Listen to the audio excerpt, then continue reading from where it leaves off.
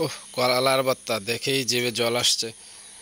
তো এখন কলার ভর্তা খাইতেছি। কলার ভর্তা বানানো হয়েছে, কাশাম কাকা নিমসার থেকে কলা কিনে নিয়ে আসছে আমার জন্য।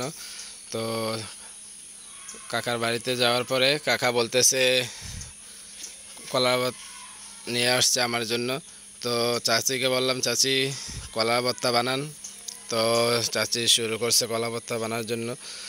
কলার ভর্তাটা খাইতে সেই টেস্ট হয়েছে, যা দেখ আমার বিশেষ করে আমার কলার ভর্তা বা আমের ভর্তা যে কোনো ভর্তাই খাইতে ভালো লাগে। তো আমি টক অনেক পছন্দ করি, যার জন্য চাচি কাকাকে বলছে যে আমার জন্য কলা নিয়ে আসার জন্য। তো নিমসার থেকে কলা নিয়ে আসছে। চাচি প্রায় সময় আমার এই ভর্তা বানিয়ে খাওয়ায়, কারণ আমি ভর্তা অনেক পছন্দ করি, সেটা চাচি জানে।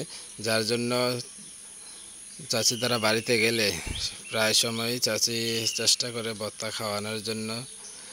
তো আজকে যাওয়ার পরেই চাচি ভর্তা বানিয়ে দিল। তো চাচির হাতের ভর্তাগুলো সেই টেস্ট হয়।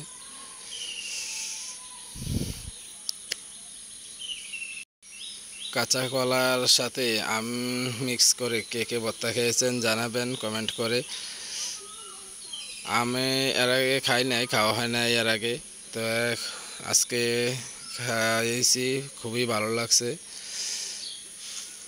আপনারা যারা কাঁচা কলার সাথে আম মিক্স খাইছেন কেমন টেস্ট হয়েছে জানাবেন। কলা ছোলা শেষ, এখন এগুলা মেশিনে কাটা হচ্ছে। মোটামুটি শেষ পর্যায়ে দুই তিনটা আম আছে, তারপরেই ভর্তা বানানো শুরু হবে। তো কাঁচা কলার সাথে আম মিক্স, সাথে লবণ, কাঁচামরিচ এবং চিনি, কিছু চিনি দেওয়া হয়েছে যাতে একটু টকের সাথে মিষ্টিও লাগে।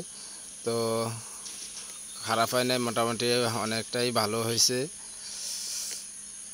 আমার তো অনেকখানি বানানো হয়েছে আজকে।